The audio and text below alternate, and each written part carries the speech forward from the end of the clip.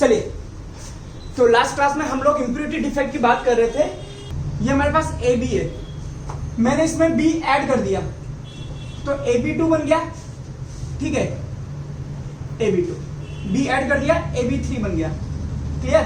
मैंने इसमें एक A और एक B मिला दिया, ठीक है, तो A2 B3 बन गया।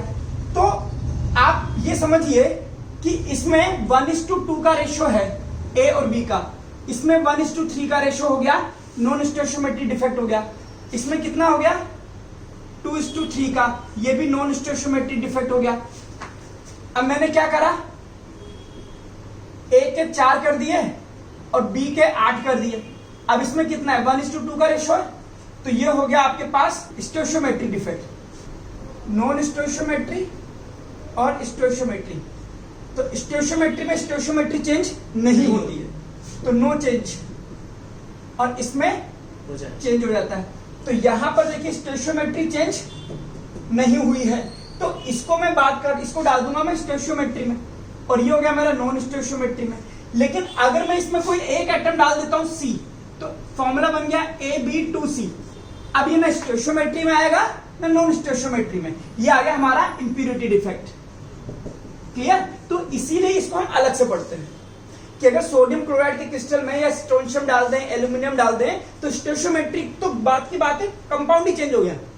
तो इस तरह के डिफेक्ट को हम बोलते हैं इम्प्योरिटी डिफेक्ट। ठीक है, क्वेश्चन करना है, एक क्वेश्चन लिखिए, ये मैं पिछली क्लास में बता चुका हूं।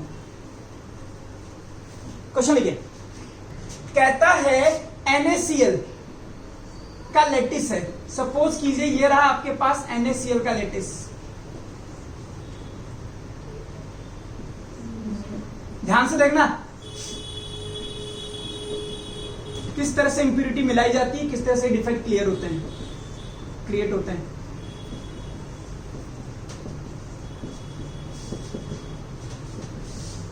आइए, ये आपके पास NaCl का क्रिस्टल हो गया।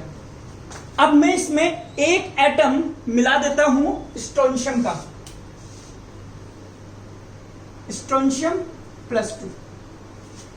मैंने बोला ये एटम यहां से स्लिप होकर के यहां आ गया। क्लियर?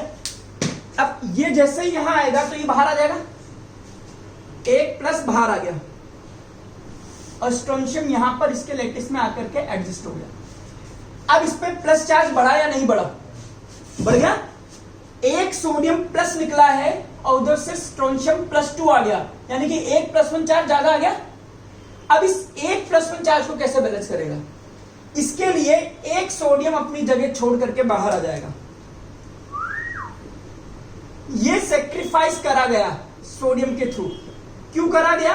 क्योंकि ये क्रिस्टल चार्ज हो गया था और ये प्लस बाहर आ गया, इसलिए इसको हम बोलेंगे कैटायन वैकेंसी। स्ट्रोंशियम +2 के आने की वजह से, स्ट्रोंशियम +2 जिस जगह पर आया है उस जगह से सोडियम निकल गया। अब +1 चार्ज एक्स्ट्रा हो गया, जिसकी वजह से एक सोडियम ने और सेक्रीफाइस करा, वो भी अपना जगह छोड़ जाएगा और एक कैटायन वैकेंसी क्रिएट हो जाएगी। इसका मतलब 1 atom strontium +2 create 1 cation vacancy. बोलो, सही बात है? एक स्ट्रोंशियम आया और उसने एक वैकेंसी क्रिएट कर दी। अब क्वेश्चन पढ़ो, if NaCl is doped with 10⁻³ mol%, 10⁻³ mol% of strontium chloride, इसका मतलब 10⁻³ का 100 लगा दीजिए, इतने मोल ऑफ स्ट्रोंशियम क्लोराइड, यानी कि 10⁻⁵ मोल ऑफ स्ट्रोंशियम क्लोराइड आपने इसमें ऐड करा है। एक एटम ऐड कराते तो एक वैकेंसी क्रिएट करता, कितना एटम ऐड कराया आपने? 10⁻⁵ मोल। सो वैकेंसी क्रिएटेड इज 10⁻⁵ मोल। हो गया? क्लियर? अब क्वेश्चन में क्या पूछा है, संख्या बता दो, 10 की पावर -4, 1 मोल में 6.023 इंटू 10 की पावर 23 एटम होते हैं। तो देख लो 6.023 इंटू 10 की पावर 18 वैकेंसीज क्रिएट होगी। यह है आंसर। एक बार आराम से देखिए, क्वेश्चन को पढ़िए, समझिए और फिर बात करते हैं। अब अगला क्वेश्चन करो। कहता है NaCl का जो क्रिस्टल है, उस क्रिस्टल में एज के सेंटर पर मिलने वाले सोडियम आयन को रिप्लेस करा गया है। क्लियर? तो पहले तो ये बताइए कि NaCl का जो लैटिस होता है उसमें सोडियम होता कहां का है? अगर आपको लैटिस याद है तो आप कर पाओगे, नहीं याद है तो फिर नहीं जाओगे। आपको याद है NaCl का लैटिस जो होता है, इसमें chloride ion CCP structure show करते हैं और सोडियम कहां होता है? ऑल ऑक्टाहेड्रल वॉइड्स पे। ऑक्टाहेड्रल वॉइड कहां होते हैं? एज के सेंटर पर और बॉडी के सेंटर पर, नहीं होते ना? अब आपको पता है कि NaCl में क्लोरीन का CCP अरेंजमेंट है, तो क्लोरीन के 4 एटम मिलेंगे, तो सोडियम के भी टोटल कितने एटम मिलेंगे? 4। उसमें से एक एटम तो बॉडी सेंटर पर चला गया, बाकी के कहां गए? एज के सेंटर। यानी कि इस लैटिस में एज के सेंटर की बात करोगे तो इन सबको मिला करके 3 सोडियम एटम मिलेंगे। NaCl में अगर आप बात करो तो एज के सेंटर वाले सोडियम की बात हो रही है, इसकी बात नहीं हो रही। एज के सेंटर वाले सोडियम टोटल कितना है? 3। क्लियर? ओके। अब कहता है एक एल्यूमिनियम +3 ऐड करते हो आप, तो सोचो अगर ये Na+Cl- Na सोडियम +Cl- इस तरह से है और इनका एक लैटिस है इस तरह से, और आप कहते हो कि एक Cl एल्यूमिनियम +3 आपने यहां पर ऐड करा है, तो मैंने माना यहां पे एक एल्यूमिनियम +3 आ गया, ये जहां जो सोडियम था वो मैंने बाहर निकाल दिया, +2 ज्यादा आ गया तो एक सोडियम यहां आ गया, ये लो, पर एक और आ गया, ये लो। टोटल एक एल्यूमिनियम +3 ने कितने सोडियम आयन रिप्लेस करे? 3। तो ये तो हो गए रिप्लेस। वैकेंसी कितनी क्रिएट हुई? 2। एक की जगह तो खुद आ गया। अब हो क्या रहा है? 1 aluminium +3 replaces 3 sodium plus and creates 2 vacancy। देख लीजिए आराम से, cationic vacancy in the index. ठीक है, या फिर कह सकते हैं 3 sodium plus is replaced to create 2 vacancy. अब कितने सोडियम प्लस रिप्लेस हुए हैं अगर वो मुझे पता लग जाए तो मुझे वैकेंसी निकल जाएगी। सिर्फ अब आपको निकालना है कितने सोडियम प्लस का रिप्लेसमेंट हुआ है। क्वेश्चन को फिर से पढ़िए। कहता है aluminium +3 replaces sodium ion at the edge centre. ठीक है, अब बात करते हैं एक aluminium +3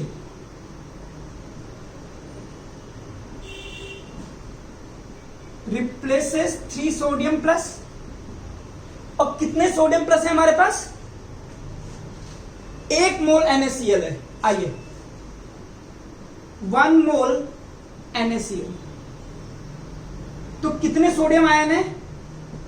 number of total Na plus ion is equal to Na, Avogadro number के बराबर। 1 मोल में इतने एटम होते हैं। जब 4 एटम थे उसमें से 3 कहां पे थे? एज सेंटर पे। तो Na atom out of Na sodium atoms, 4 में से 3 H सेंटर पे थे, तो 1 मोल में से H सेंटर पे कितने आएंगे? कितने बोलो, है ना? हमारे पास 1 मोल NaCl है, तो टोटल Na है, या यूं करो, इसको ऐसा कर दो, ऐसे करो, 1 मोल NaCl है, तो out of which 3/4 mole will be at H center, है ना, and 1/4 mole at the body center.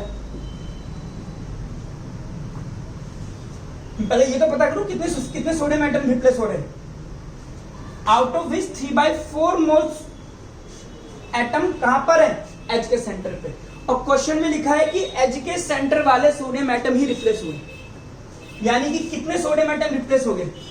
3/4 मोल। तो 3/4 मोल सोडियम आयन अगर रिप्लेस होंगे तो ये हो गया 2/3 इंटू 3/4 मोल वैकेंसी क्रिएट होंगी, यानी कि 1/2 मोल वैकेंसी क्रिएट होगी,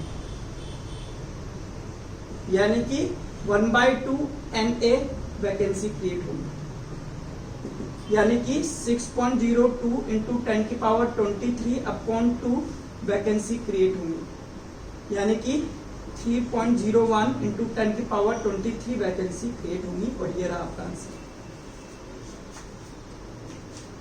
उड़ गए तोते। आइए देखते हैं एक बार फिर से, बहुत ध्यान से समझते हैं। क्वेश्चन पढ़ लीजिए इससे पहले एक बार, ये सब दोबारा लिख लेंगे, कोई बड़ी बात नहीं। आइए एक एक करके ध्यान से समझना। पहले मैं आपको NaCl का लैटिस समझा दूं। इसमें क्लोरीन जो होता है सीसीपी में होता है, सीसीपी का मतलब होता है कॉर्नर पर प्लस फेस के सेंटर पर, यानी कि 4, ठीक है। सोडियम कहां होता है? ऑक्टाहेड्रल वॉइड पर, और ऑक्टाहेड्रल वॉइड कहां होते हैं? H सेंटर और बॉडी सेंटर। तो बॉडी सेंटर वाला 1 और H सेंटर में 3, तो सोडियम के भी हो गए 4। तो सोडियम के कितने एटम हो गए? 4। क्लोरीन के कितने हो गए? 4। फॉर्मूला बन गया NaCl। इस तरह के क्वेश्चंस आपने कर रखे हैं। इसमें कोई दिक्कत है तो बेटा पहले यहां बोल दो, क्लियर है? ओके। अब क्वेश्चन ये बताइए मुझे, क्या जितने सोडियम एटम हैं सारे के सारे H सेंटर पर हैं, या सारे के सारे बॉडी सेंटर पर है, या कुछ H सेंटर पर है कुछ बॉडी सेंटर पर है? कुछ H सेंटर और कुछ बॉडी सेंटर पर है। तो H के सेंटर पे कितने एटम है? 3, यानी कि 4 सोडियम में से 3 आपके पास H के सेंटर पर है। ये इसमें डीप नॉलेज कहीं ना कहीं लगने वाली है। मेरे से क्वेश्चन में बोला कि एल्यूमिनियम +3 आया है, तो बताओ कितनी वैकेंसी क्रिएट होंगी अगर आपके पास 1 मोल NaCl है। तो मैंने कहा ठीक है, बुलाओ एल्यूमिनियम +3 को।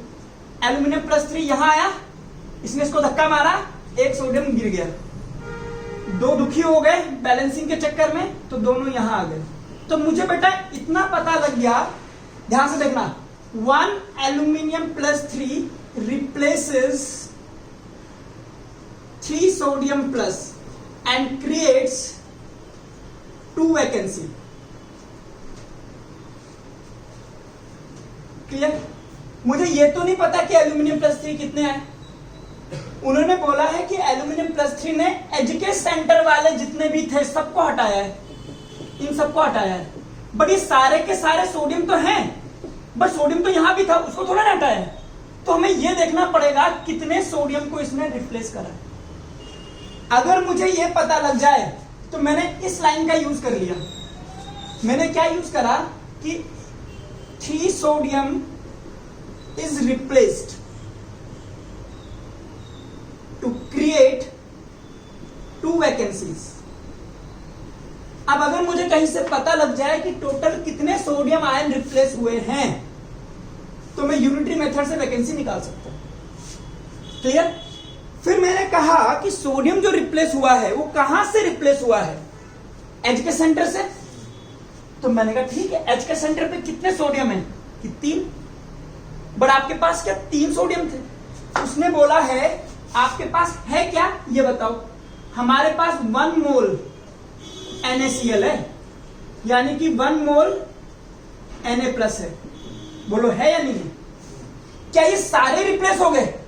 नहीं, क्योंकि इसमें से जब 4 सोडियम थे उसमें से 3 एच सेंटर पे थे और 1 बॉडी सेंटर पे था, और सिर्फ एच सेंटर वाले रिप्लेस हुआ है। तो 4 में से 3 एच सेंटर पे थे, तो 1 मोल में से 4 में से 3 था, तो 1 में से कितना होगा? 3/4 मोल Na आपके पास एच सेंटर पर है, और बाकी का बचा 1/4 मोल Na बॉडी के सेंटर पर है। बोलो,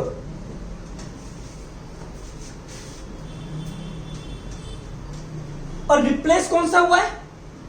एच के सेंटर वाला, यानी कि इतने सोडियम रिप्लेस हो गए। बस क्वेश्चन खत्म हो गया। 3 सोडियम रिप्लेस होते हैं तो 2 वैकेंसी क्रिएट होती है। तो 3/4 मोल सोडियम अगर रिप्लेस होते हैं तो 2/3 3/4 मोल वैकेंसी क्रिएट होगी,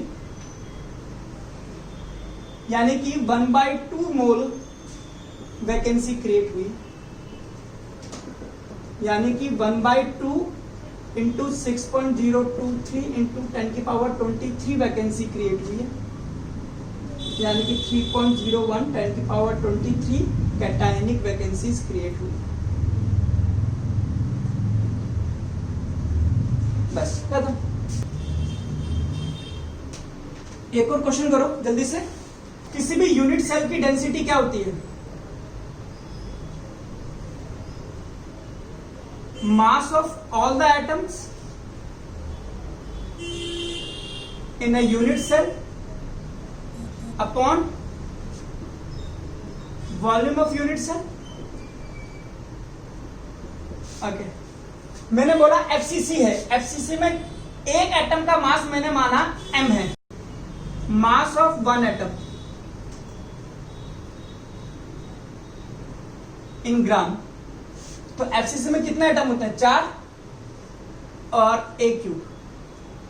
यूनिट सेल की साइड अगर मैं A मान लूं तो वॉल्यूम कितना हो गया आपके पास? A3। अब एक एटम का मास कितना होता है? याद होगा, mass of 1 atom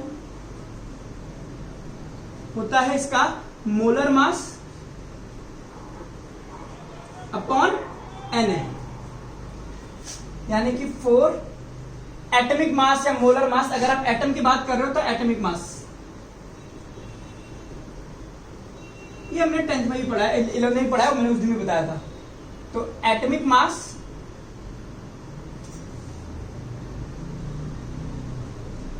upon Na A3। बस। अब कितनी डेंसिटी दे रखी है? 2.72। और Na पता है, साइड कितनी दे रखी है? A दे रखा है आपको 404 पिकोमीटर। इसको आप सेंटीमीटर में बदल दो। पिको होता है 10⁻⁻12 मीटर, मीटर को सेंटीमीटर में बदलोगे 10⁻2, यानी कि 10⁻10 सेंटीमीटर। तो 2.724 mass of an atom 404 into 10⁻10 का क्यूब इंटू 6.023 इंटू 10⁻23। जब इसको आप सॉल्व कर लोगे तो आंसर आ जाएगा आपके पास 27। खत्म। चलिए हेडिंग डालिए coordination number. Coordination number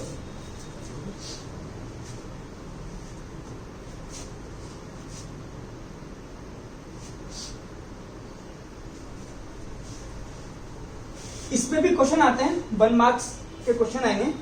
coordination number होता है, सुनिए, आइए, आपको जैसे मैं बात करता हूँ 1D की पैकिंग की बात करता हूँ, 1 डायमेंशन पैकिंग, उसमें हमने पढ़ा था एटम्स ऐसे करके ऐसे अरेंज होते हैं। तो ये एटम, इसके पास कितने नेबर हैं? 2। तो इस केस में इसका कोऑर्डिनेशन नंबर कितना हो गया? 2। पढ़ा हुआ है आपने, इजी है, कोई भी पढ़ा था। 2D में 2 तरह की पैकिंग हम देखते हैं, एक होता है स्क्वायर क्लोज पैकिंग और एक होता है हेक्सागोनल क्लोज पैकिंग। होता है स्क्वायर क्लोज पैकिंग में हम देखते हैं कि ये ऐसे लगे होते हैं,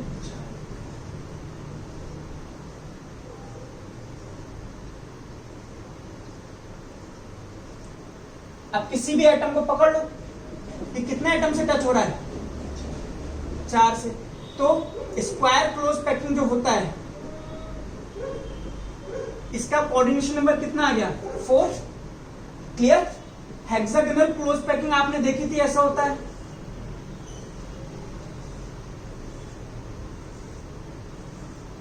इस तरह से बढ़ता है। अब किसी भी एक को पकड़ लीजिए, 1 2 3 4 5 6, तो इसमें कोऑर्डिनेशन नंबर कितना आएगा? 6। ठीक है, लिखिए इसको, फिर इसके आगे की बात बताते हैं। अब बात करते हैं 3D में।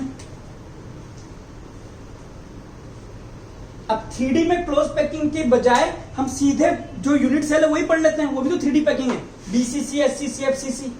आइए, तो 3D में हमारे पास क्या क्या है? एक है SCC, BCC, FCC या CCP और हेक्सागोनल क्लोज पैकिंग आते हैं। SCC होता है इस तरह से, इस तरह से। अब यहां पर ये एटम कितने एटम से टच हो रहा है, हमें वो निकालना है। ठीक है, अगर हम ध्यान से देखें तो SCC में ये भी है, बोलो, इससे टच हो रहा होगा। ये एटम दूर दिख रहा है, बट बेसिकली अगर मैं इसको ढंग से बनाऊं तो देखो ये ऐसा बनेगा, ये रियल में ऐसा बनेगा।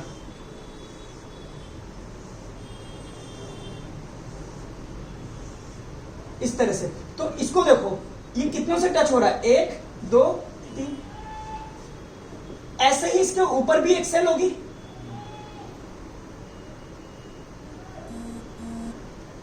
इसको भी टच करेगा, ये करेगा। इधर भी एक सेल होगी, इसको भी टच करेगा। ऐसी एक सेल आगे भी होगी, अब मैं उसको बना नहीं पाऊंगा यहां पे।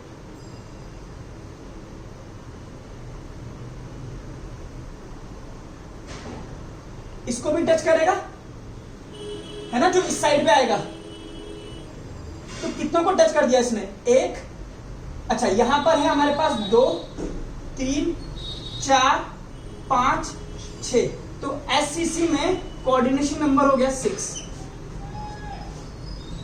अभी आप अज्यूम करना चाहें अज्यूम कर लें, डायरेक्ट याद करना चाहें डायरेक्ट याद कर लें।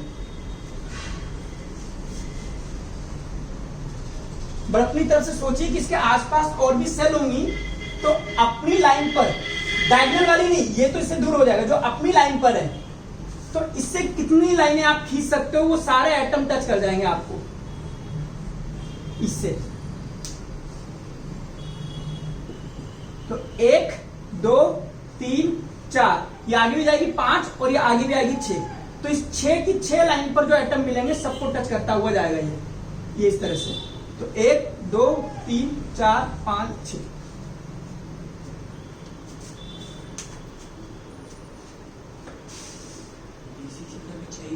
नहीं, बॉडी सेंटर कैसे टच होगा? अच्छा, बॉडी सेंटर 6 से टच होगा।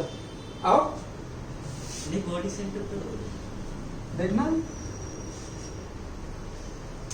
तो SCC में 6, BCC की बात करो,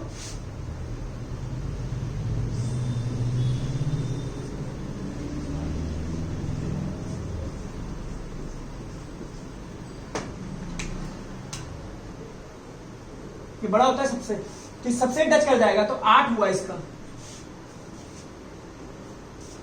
बॉडी के सेंटर वाला इन सबको टच करेगा, ऊपर वाला बिल्कुल बॉडी के सेंटर पे रखा है एक बड़ी सी गेंद। मान लो आपके घर में जिस कमरे में आप बैठे हैं उसके बिल्कुल सेंटर में एक बड़ी सी गेंद है जो सबको टच कर रही है, सारी फेसेस को, सारे कॉर्नर वाले एटम, और कॉर्नर वाले एटम भी होंगे एक एक करके, तो सब मिला करके 8 हो जाएगा।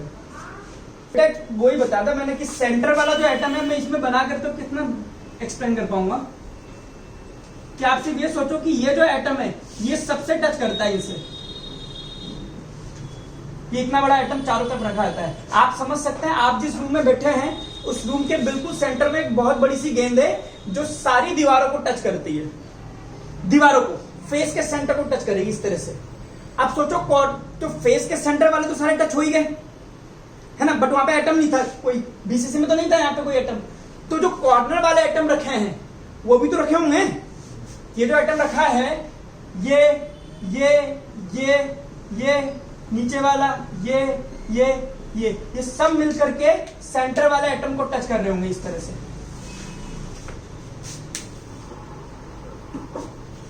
एफसीसी मैं आपको दिखा देता हूं, जिनको देखना है, बाकी तो फिर याद करना पड़ेगा। एफसीसी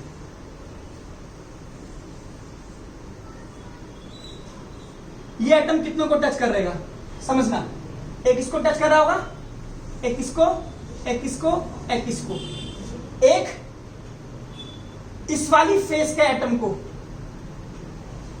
और एक इसके साइड वाली। 4 2 6,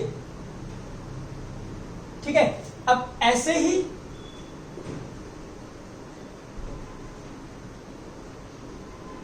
इधर आइए, तो इस वाली दीवार के साइड में और इसके सामने वाली दीवार के साइड में 8, ठीक है। और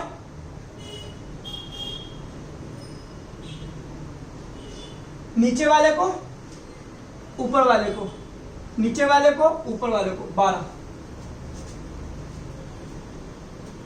नहीं आएगा समझ में इसमें से। मैं एक बार चलो फिर से थोड़ा सा अच्छा बनाने की कोशिश करता हूं मैं।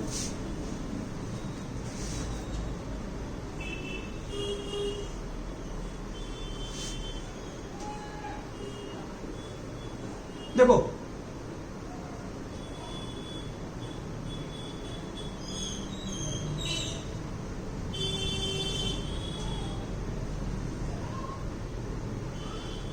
मैं मार्क करता हूं किन किन को ये टच करेगा।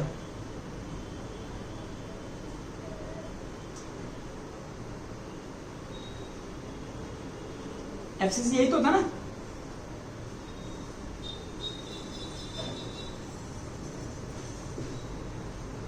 ठीक है। अब देखिए ये कितनों को टच करेगा, 1 2 3 4। इसके साथ वाली जो दीवार है नीचे वाली, इसके ऊपर वाली, ये वाली 7, इधर की तरफ आओ, 8 9 10 11 12। 13 कैसे हो गए? 6 6 2 है, अच्छा 7 8 हो गया, 9 10 11 12। हाँ इसको टच नहीं किया।